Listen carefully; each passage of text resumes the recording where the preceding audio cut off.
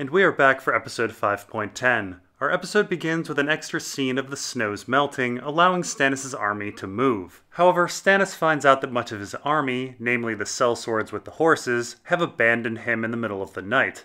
And to add insult to injury, Stannis finds that his wife Selyse has taken her own life. And then Melisandre too decides to ditch Stannis and head back to Castle Black. Now in the book, Stannis has not yet left his supposedly snowed-in camp. He has not made it to Winterfell, but Winterfell is coming to him. We know that the Frey army has been sent to attack Stannis in a crofter's village.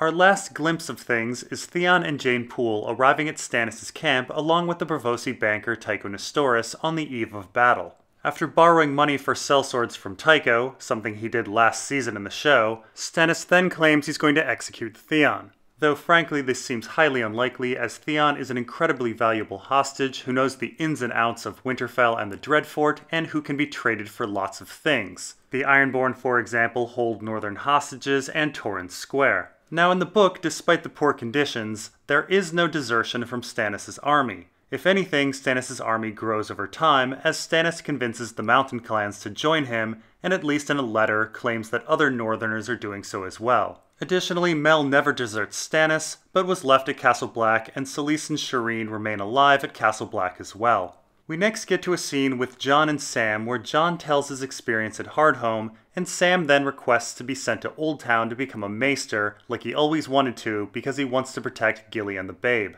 Sam also reveals to Jon that he had sex with Gilly. Now in the book, Jon never makes it to Hardhome. He's stabbed before any mission can be sent. Additionally, in the book, it's actually Maester Aemon's idea to send Sam, Gilly, and the babe to Old Town. Except it's not Gilly's baby, it's Mance Rayder's baby. There's a swap, maybe. We aren't actually 100% sure that the swap happened, but we think there's a swap. The reasoning for the trip is that Jon and Aemon wanted to get King's blood away from Melisandre and her tendency to sacrifice people. Aemon and the baby would both be the children of kings and would need to be protected. By the way, this rationale is promptly forgotten when Shireen arrives at Castle Black. As a secondary reason for the trip, Jon does hope that Sam will train to be a maester to replace Aemon. Now significantly, in the book, Sam definitely doesn't want to go. Sam's father forbid him to become a maester as his father felt it was a wimpy profession of servitude and beneath the Tarly name. Sam is essentially ordered by Jon to go, while Jon thinks kill the boy. Jon wants to make himself and Sam grow up, so he acts cruelly to Sam, ordering him away. Additionally, Sam never reveals to Jon that he had sex with Gilly in the book, namely because the first time they have sex is on the way to Old Town. We next get an extra scene of Stannis marching to Winterfell. Again, in the book, Stannis awaits the Frey army coming to him. Meanwhile, Sansa uses a corkscrew to escape her room. And meanwhile again, Pod sees Stannis' army and goes to tell Brienne. Sansa lights her candle, but Brienne misses it to go kill Stannis. Stannis and his army think about starting a siege, but Ramsay's forces come out and easily overwhelm Stannis. Stannis retreats to the woods, fights off some men, and is met by Brienne, who executes Stannis for the murder of Renly, which he confesses to. Sansa heads upstairs and runs into Miranda and Theon, but then Theon murders Miranda and the two leap from the walls of Winterfell. So little of this happens in the book. As I said, Stannis is still in his village awaiting the Frey forces to come to him. And Stannis is unlikely to confess to the murder of Renly. In the book, Stannis was asleep when Renly was murdered, and thus Stannis himself believes he's innocent of the crime. Stannis was likely responsible for Renly's death, but his actions were taken on some sort of subconscious level. Whatever killed Renly seems to have had Stannis' mind in it, and Stannis has memories of the incident. Meanwhile, Brienne is nowhere near the north or Stannis, and the last time we see her, she's getting captured by Lady Stoneheart in the Riverlands, and then approaching Jaime to get him to follow her to find Sansa. And Sansa is with Littlefinger in the Vale at a tourney. What is somewhat similar to the book is the escape plan for Ramsay's bride, fake Arya, Jane Poole. So in the book, Mance Rayder and 6 spearwives infiltrate Winterfell as a group of entertainers and prostitutes. They begin to murder people in Winterfell to create political division, and then when people think Stannis' forces have arrived outside Winterfell, they plan an escape. It's not actually Stannis' forces, but a small group of green boys from House Umber. Anyway, Mance and his spearwives coerce Theon into helping them kidnap fake Arya, since Theon has been made fake Arya's handmaiden and has access to her. Theon brings the spearwives up to fake Arya to give her a bath, but once in the room they swap her out with one of the spearwives and they head to the outer wall to scale down it. However, in the end, the spearwives forget their ropes and Theon and Jane are forced to jump. We next get to Arya and a series of scenes that jumble the events of the book a bit. In this scene, Meryn Trant is presented as a pedophile who likes beating and having sex with little girls. Arya pretends to be one of these girls, surprises Trant, and then brutally stabs him in the eyes, and then reveals who she is and kills him. After returning to the House of Black and White, she's then confronted by the waif and Jaqen H'ghar. We get a weird suicide of one of the workers and some fake-outs with masks, and then Arya is blinded as punishment for her actions. So again, in the book, Arya has 4 different identities at the House of Black and White. She has Cat of the Canals, who sells shellfish in the brothels. She has Blind Beth, who begs around town. She has the ugly little girl, who targets the insurance salesman. And she has Mercy, the actress. So it's as Cat of the Canals that Arya runs into Sam Tarly and his traveling companion Darien the singer. This is when the group is heading to Old Town. Darien, though, decides to quit the Night's Watch and wants to make a life for himself in Braavos. Arya judges Darien for his desertion and decides to murder him. Upon returning to the House of Black and White, Arya confesses her crime and is told to drink a potion which blinds her, and she begins to take on the role of Blind Beth. Although we're first led to believe that this is a punishment, it turns out that all acolytes are blinded as part of their training, so this was actually more of a promotion than a punishment. Now, after the return of her sight, she eventually takes on the role of Mercy, the actress. And it's then that she approaches a man on her death list named Raff the Sweetling. Raff killed her friend Lamy Greenhands because he was hurt and couldn't walk. They give this role to Polliver in the show, and she ends up killing Polliver at the end of the crossroads. Now with Raff the Sweetling, Arya offers him sex. Let's keep in mind that Arya is around 11 in the book. Raff goes off with her and is murdered, and Arya repeats the line that Raff spoke to Lamy, revealing her identity before she kills him. Next we get an extra scene with Jaime, Myrcella, Trystane, and Bronn heading off to King's Landing, with Doran, Ellaria, and the Sand Snake saying goodbye. Ellaria poisons Myrcella, and we get this famous line. Myrcella and Jaime talk, and Myrcella says that she knows Jaime is her father and that she's glad, right before she dies of Ellaria's poison. So of course none of this happens in the book. Myrcella and Trystane have not left Dorne as far as we know. There is perhaps a chance that Myrcella is gone if there was a swap with her and her handmaiden, but that's another issue. Also, the Ellaria we know so far has no murderous tendencies, and it's Tyene who's the master of poison. Balon Swan, the Kingsguard who came to get Myrcella, is off with Obara searching for a man named Darkstar, and it's Tyene and Lady Nym who are the ones who head to King's Landing. Additionally, Jaime and Myrcella only have the slightest relationship in the book. Jaime kept his distance from his children to avoid suspicion and rarely thinks about them. Jaime and Myrcella share only one scene, and he only thinks once that he perhaps should tell Myrcella the truth. Also, Jaime feels little emotion when Joffrey dies, having barely known him, and it's likely he wouldn't care about Myrcella either. We next get an extra scene of Jorah, Daario, and Tyrion wondering what to do with themselves now that Dany has flown off. Grey Worm enters with Missandei, and it's decided that Jorah and Daario will venture off to find Daenerys, while Tyrion will rule the city with the support of Grey Worm and Missandei. And then Varys arrives, and he'll help out as well.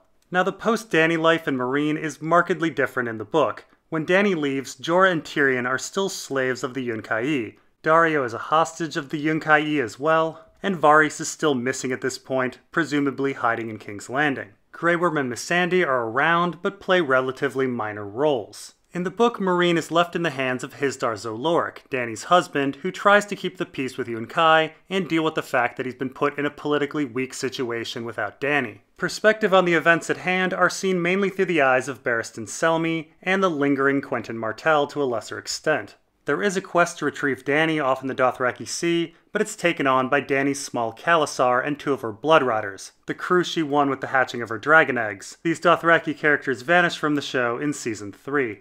And this brings us to Dany in the Dothraki Sea. Here in the show, Dany is looking pretty healthy. Her main problem is she's unable to remount Drogon and return home. She wanders a bit and is met with a massive Khalasar, whose horde rides in a spiral that calls back the dead horse spiral that Jon and the Wildlings find in Season 3. Now in the book, Dany's situation is rather dire. Drogon has brought her to a rock of sorts in the middle of the Dothraki Sea that she dubs Dragonstone. Dany's hair has been burned off again, a parallel to Cersei's hair being taken off, which we will talk about a bit later. So Dany's life on New Dragonstone is rather primitive. She's been reduced to rags and goes barefoot. Being barefoot is a reoccurring theme for Dany. It connects her with her childhood. Dany is also starving. She tries to live off Drogon's charred leavings, but eventually has to venture out to find food and water. And then Dany's search for food and water is this long, seemingly metaphorical journey that lasts for pages. She stumbles upon the ruins of 8 buildings, which may be the 7 kingdoms plus the Crownlands. She finds a wall, which is compared to the Wall. She thinks about eating yellow and red ants, which might symbolize the Baratheons and Lannisters, but it could also symbolize anything, the Golden Company and followers of R'hllor. Dany also receives some visions from Quaithe and thinks she's talking to dead Viserys. She then drinks some bad water and eats some bad berries and gets sick and has diarrhea and starts bleeding heavily from her vagina, which parallels some dreams from the first book. Dany does find Drogon again and actually rides him while he chases down some horses for food, and it's when Dany and Drogon are feasting on horse flesh that Khal Drogo and his riders come upon her. Their group is not nearly so large, and although Dany is with Drogon, the sun is setting, and Drogon always returns home after dark. And thus it does seem likely that Dany will be captured by the Dothraki. And this is as far as the Dany story has gotten in the books. Next we have Cersei's confession and her walk of shame. Now, here in the show, Septa Unella comes to harass Cersei as she always does, but in the book it's a bit different as Cersei is waiting on her knees with prepared words for her. It's at this point that Unella allows Cersei to sleep. In the book, sleep deprivation is the primary torture for Cersei, not keeping food and water from her like in the show. And so in both book and show, Cersei goes before the High Sparrow to confess. Here in the show, Cersei actually speaks nearly the same words that she prepares for Unella in the book. They're out of order a bit, but very close. And after this, much of Cersei and the High Sparrow's dialogue is straight from the book. One big difference is that Cersei confesses to bedding only Lancel here in the show, but in the book there are 3 brothers that she confesses to sleeping with as well. Osney Kettleblack, Osmond Kettleblack, and Osfried Kettleblack. Osmond Kettleblack is a Kingsguard, Osfried is the head of the City Watch, and Osney is her sworn sword. So we do know that Cersei was sleeping with Ser Osney and convinces him to kill the former High Septon and bear false witness against Margaery. Interestingly enough, though, we have no evidence that Osmond or Osfried slept with Cersei other than Cersei's confession. Tyrion and Jaime think Cersei is sleeping with Osmond, but Varys specifically says that she isn't, and the Osfried accusation comes out of nowhere. And later, Cersei actually misspeaks when talking to her uncle and asks what crimes they committed. The point being, the other 2 brothers are probably innocent, and Cersei had some other reason for confessing to bedding them. Now, here in the show, the High Sparrow mentions that Cersei is also accused of incest, which she denies, but in the book she's accused and denies incest, regicide, deicide, and bearing false witness against Margaery. The regicide accusation is because she conspired with Lancel to kill Robert with the spiked wine for his hunt, and the deicide accusation is because she ordered Osney to kill the former High Septon, and the false witness accusation is because she ordered Ser Osney to lie about sleeping with Margaery. So next here in the show, Cersei has her hair cut, though in the book her head and her entire body are shaved. The removal of hair is a reoccurring theme for our characters, a symbolic stripping of femininity. In both book and show, Arya has her hair cut to become a boy, and later in the book it's shaved again at the House of Black and White. Dany loses her hair in the pyre when she hatches her dragon eggs, and then again when she remounts Drogon and ventures off to the Dothraki Sea. Arya and Dany lose their hair the first time near the first day of autumn, and then Arya, Dany, and Cersei lose their hair near the first day of winter. And next we get the actual Walk of Shame. Now in the book, Cersei has a bit more protection than here in the show. She has a dozen knights from a religious order called the Warrior Sons to protect her, and Lancel is actually amongst them. One significant aspect of the walk is that Cersei begins by standing near where Ned Stark was executed, and Cersei laments Ned's death and Joffrey's foolishness in killing him. Now in the book, the High Sparrow isn't there. 3 septas, Unella, Scalera, and Moel, together give the High Sparrow speech that we hear here in the show. And then the walk occurs. In the show, the iconic shame mantra is used, but it's much less pronounced in the book, with Unella using the less catchy shame, shame, shame on the sinner. Now many of the things screamed at Cersei in the show are from the book, and the events unfold much the same, right down to Cersei cutting her feet. The one big difference is that the book is much more heavy-handed with its parallels to Jesus' walk to the cross. Jesus and Cersei are both stripped, they fall multiple times, they're aided by others, they wipe their face, they're taken into the arms of someone. And even though this scene happens right before our Jesus character at the wall is Judased by the Night's Watch, viewers often miss the passion parallels with Cersei, which are hard to miss in the book. Now, as in the book, here in the show, Cersei makes it to the Red Keep and is met by her uncle and Qyburn. Here in the show, Cersei is silent, but in the book, she asks for her son, who is refused to her because of her condition. And then Cersei meets her new Kingsguard. Now, here in the show, the new Kingsguard is Gregor Clegane the Mountain and is never referred to as anything else. However, in the book, this Kingsguard has a name, Sir Robert Strong, as the Mountain confessed to crimes during his duel with Oberyn and Doran Martell demanded his execution. Cersei even sent Doran a skull. and thus in the book the appearance of Sir Robert Strong during a trial may be a problem, as everyone will likely believe that it's Gregor Clegane. Next we have an extra scene of Davos asking Jon for support, and then Melisandre returning to the Wall with news of Stannis' defeat, along with the death of Shireen. Now again, in the book, Davos is off trying to find Rickon on Skagos, and Shireen and Selyse are alive at Castle Black with Melisandre.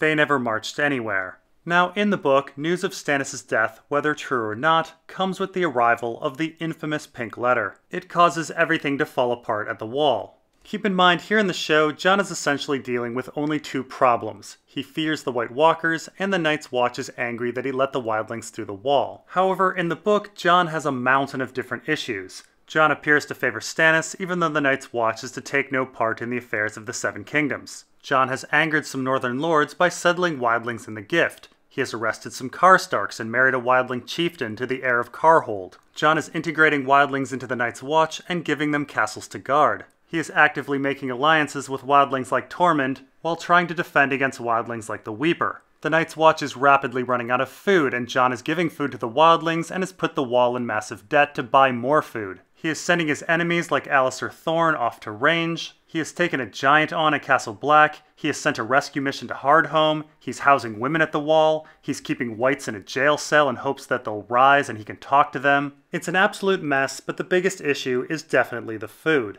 So when the Pink Letter arrives with news of Stannis' death, it also arrives with a threat from Ramsay, and so Jon adds one more huge problem to the pile. Jon essentially announces that he's going to forsake his vows and march to Winterfell with a wildling army. The wildling army is keen to rescue Mance Rayder, who is also mentioned in the letter. Now here in the show, Olly distracts Jon with a claim that one of the wildlings knows where Benjen is. In the book though, Jon ends up distracted by One the Giant, who is in a fight with some of Stannis' men.